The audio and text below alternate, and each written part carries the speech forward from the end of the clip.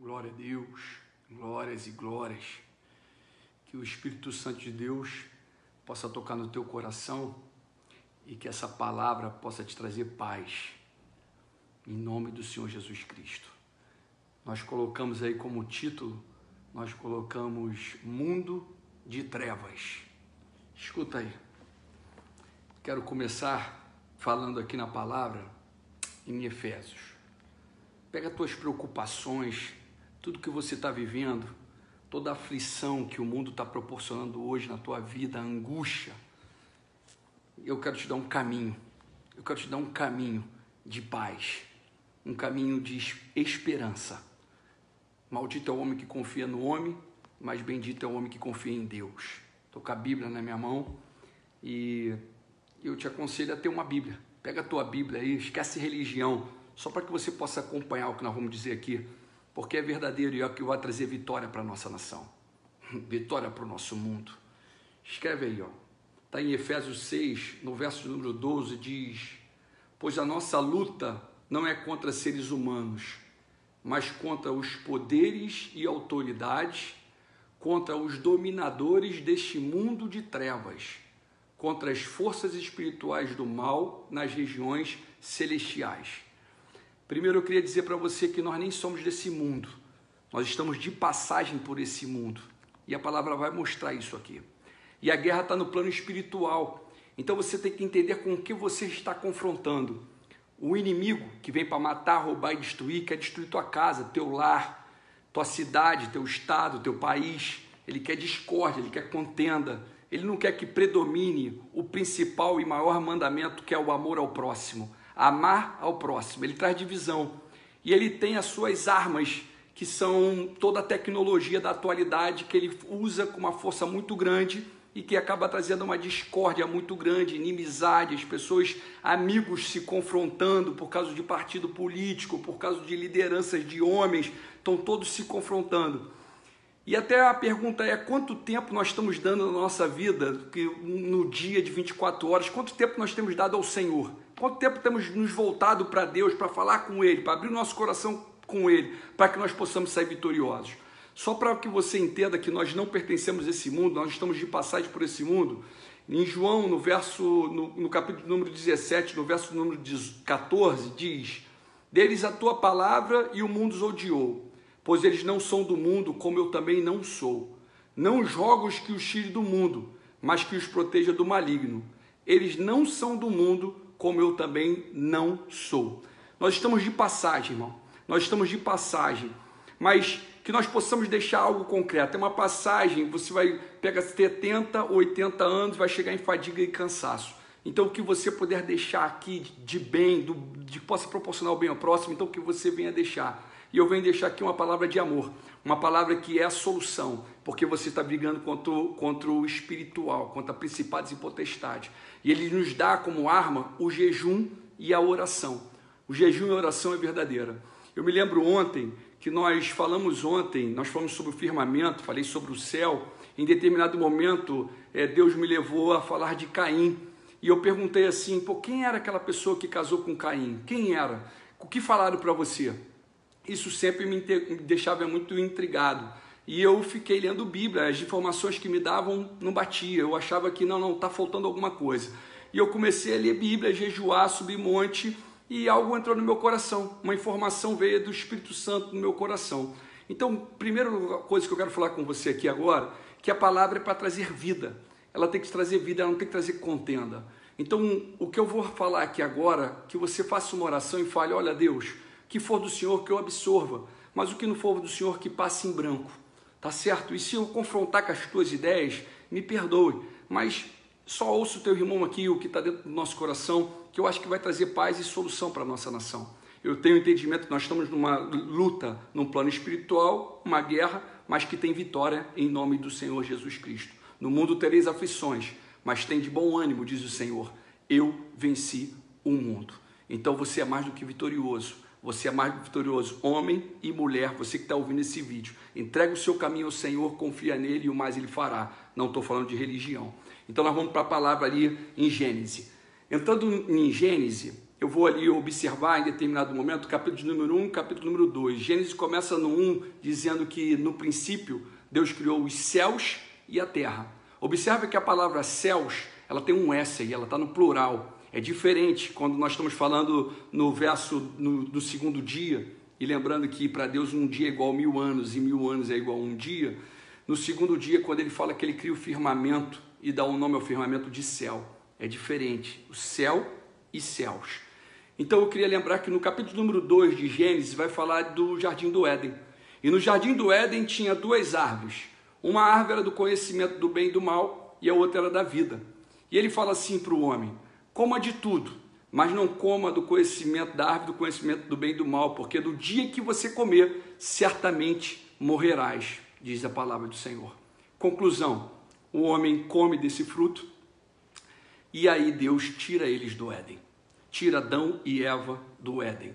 Coloca um querubins para proteger o Éden e também uma espada flamejante para que eles não viessem comer também da árvore da vida e alcançassem a vida eterna. Agora, o que explica, Daciolo, pós esse momento, é que Adão e Eva tiveram relação. E aí nasceu Caim, depois nasceu Abel.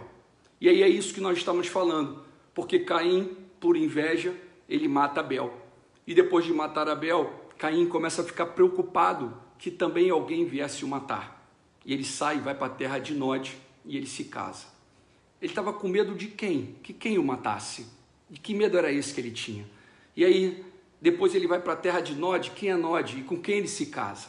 Esse é o tema que eu quero colocar aqui no coração de todos aqui, que está aqui explodindo no nosso coração.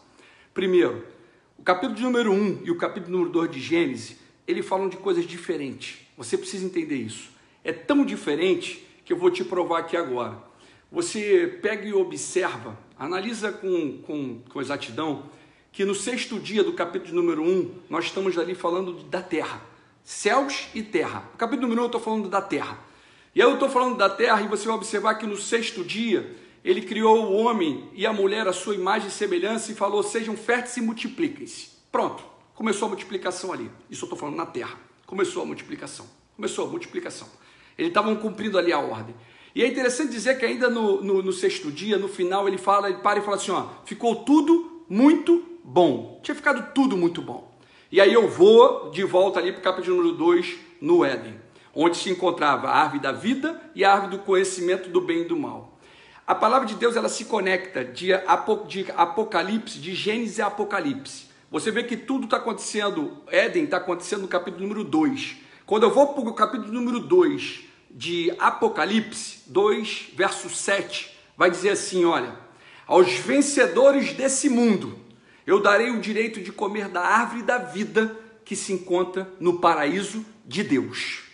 Paraíso de Deus, árvore da vida, Éden. Nós estamos falando, não estamos falando mais da terra, já é diferente. Nós estamos falando de um outro momento, de um outro local, de um outro cenário, um cenário espiritual. Nós estamos falando do Éden, aos vencedores desse mundo, dessa luta que nós estamos vendo aqui, essa tribulação, essas discórdias, essas mortes, guerra, rumores de guerra que nós estamos vivenciando. E dizer rapidinho, só para me lembrar aqui, ó, ninguém sabe o dia e a hora, nem o Filho, nem os anjos, somente o Pai. Então para de querer adivinhar quando vai ser o fim, quando vai ser a vinda do Senhor, porque só Deus sabe esse momento. Então eu estou nesse exato momento dizendo para você que houve o pecado, o homem come do fruto que não era para comer e ele é lançado na terra. Ele sai do Éden, paraíso de Deus, jardim de Deus, e é lançado na terra, do capítulo número 1, onde já tinha uma multidão lá, já tinha um galerão lá. Tanto é verdade isso, tanto é verdade que se você for para o capítulo número 6, ainda de Gênesis, você vai parar e vai observar o seguinte: os homens, eles cumpriram o que Deus mandou, eles tiveram muitos filhos e filhas. Os filhos de Deus observaram que as filhas do homem eram bonitas e eles começam a ter relação com elas. Quem teve relação com elas? Aqueles que saíram do Éden. Quando saiu do Éden, muitos vão falar assim: não, Adão e Eva tiveram muitos filhos. Olha só, houve muitos filhos, houve, mas preste atenção como é que acontece. Primeiro vem Caim, depois vem Abel. Caim mata Abel. Olha a felicidade que Eva fica quando nasce Sete. Você sabe a felicidade que fica? Deixa eu aqui para gente, para você visualizar. Olha só o que acontece aqui, ó. Olha a felicidade, olha como é que ela fala com um ar de uma felicidade muito grande. Olha o nascimento de Sete. Novamente Adão teve relação com sua mulher, e ela deu à luz outro filho, a quem chamou de Sete, dizendo: Deus me concedeu um filho no lugar de Abel. Oh, glória! Visto que Caim havia matado. Olha só como é que é interessante dizer aqui, ó. Até esse momento, antes do nascimento de Sete, nós estamos falando que Adão estava com menos de 130 anos, no máximo 130 anos, mas Adão viveu 930 anos. Você observa que Adão, olha como é que vai falar depois ainda em Gênesis 5, no verso de número 3, vai dizer: aos 130 anos, Adão gerou um filho à sua semelhança, conforme a sua imagem, e deu-lhes o nome de Sete. Agora observa, depois gerou Sete, Adão viveu 800 anos, gerou outros filhos e filhas, depois de Sete, ele teve outros filhos e filhas. Mas é interessante aqui ainda frisar a todos, e o entendimento de todos, que no capítulo de número 6, que eu falei aqui, eu vou ler aqui também, observa em Gênesis, quando os homens começaram a multiplicar-se na terra e lhes nasceram filhas, os filhos de Deus viram que as filhas do homem eram bonitas e escolheram para si aquelas que lhe agradavam. Então disse o Senhor: por causa da perversidade do homem, meu espírito não concederá com ele para sempre, ele só viverá 120 anos. Observa que Caim, quando ele, depois de matar Abel, e ele vai se casar, ter relacionamento com uma mulher que está no capítulo de número 1, no verso 1, do homem, da mulher que multiplicou e cresceu, aí eu estou falando do filho de Deus, e aí eu estou falando do homem. Quando ele tem relação ali com ela, Caim havia matado uma pessoa, mas dentro da descendência de Caim, existiu um senhor que se chamou Lameque. Esse Lameque não é o Lameque da descendência de Sete. Esse Lameque, ele matou um homem e depois matou um menino. Então o mal predominou. É esse mal que ele está falando aqui, ó. Quando teve essa relação um para com o outro, dos filhos de Deus com os filhos do homem, começou uma maldade ainda maior. E aí Deus diminui o tempo de vida do homem na terra. Porque Matusalém, por exemplo, viveu 969 anos. Olha aí como é que foi longo. Então, por causa da perversidade disso, as coisas mudam. Daciolo, como é que é isso? Por que isso? Olha, meu irmãozão, isso é o que está escrito na palavra e é o que Deus colocou no meu coração. Quando eu vou aqui em Apocalipse, e eu volto aqui em Apocalipse 2 para você, vai ficar muito claro que no Éden é um outro cenário, é o paraíso, é o jardim de Deus, é onde nós vamos voltar. Aos vencedores desse mundo, nós vamos nos encontrar lá. Naquele momento, observe aqui, ó, 2,7 diz: aquele que tem ouvidos, ouça o que o Espírito diz à igreja. Aos vencedores darei o direito de comer da árvore da vida que está no paraíso de Deus. Você é um vencedor, varoa, você é um vencedor, varão. Isso é o que Deus colocou no meu coração. E outros falam assim, ó, não, foi os anjos caídos que se relacionaram, e aí nasceu os nefilins. Já ouviu falar dos nefilins? Nefilins eram homens grandes, altos. Primeiro, os anjos, eles nem se casam, nem são dados em casamento. Então você precisa dar uma meditada aí, vai em Marcos, vai falar isso. E você vai contemplar isso em Marcos. Eu posso aqui confrontar essa palavra aqui agora, para que você não venha falar mais isso. Até porque, ó, o confronto foi assim, ó, em determinado momento perguntaram a Jesus assim, ó, Jesus, um homem casou com uma mulher e ele morreu e ela não deu filho. Moisés falou que o irmão dele mais velho assuma ela e venha ter filho com ela. Esse irmão, esse homem, ele tinha 7 irmãos. Todos se casaram, tiveram relação com essa mulher e morreram. Aí eu pergunto, e na ressurreição, de quem ela vai ser casada? Ela vai casar com quem? Olha o que o Deus fala. Vai lá em Marcos. Dá um pulinho em Marcos e você vai entender o que eu estou falando. Então esse papo que os anjos caídos se relacionaram com a mulher, e aí teve os nefilins, não bate. Para. Eles não se casam nem são dados em casamentos. Olha o que diz aqui a palavra do Senhor. Vai lá em Marcos 12, no verso de número 24, 25, vai dizer assim, ó, Jesus respondeu-lhes, vocês estão enganados, pois não conhecem a Escritura nem o poder de Deus. Quando os mortos ressuscitam, não se casam, nem são dados em casamentos, mas são como os anjos nos céus. Quanto à ressurreição dos mortos, vocês não leram no livro de Moisés, no relato da sarça, como Deus lhe disse: eu sou Deus de Abraão, sou Deus de Isaac, sou Deus de Jacó. Não sou Deus de mortos, sou Deus de vivos. Então, aí já entra uma outra palavra.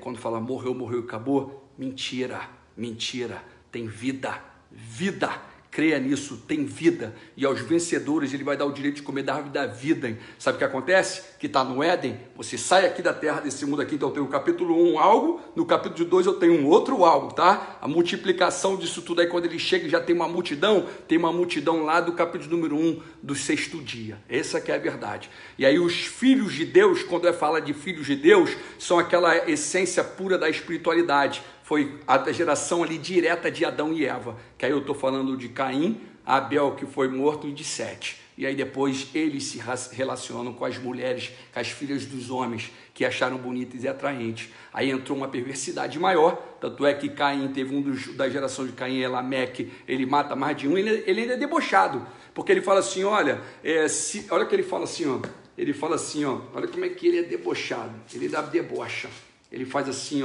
no verso número 4, no capítulo número 4 de Gênesis, no verso 24, ele diz: se Caim é vingado 7 vezes, Lameque o será 77 vezes. Olha só a brincadeira toda aí. Foi essa perversidade que aumentou, que Deus parou e falou assim, por causa dessa perversidade do homem, eu vou diminuir os anos dele de vida na terra. Ninguém vai passar de 120 anos. Tem mais palavra para ser dita aqui.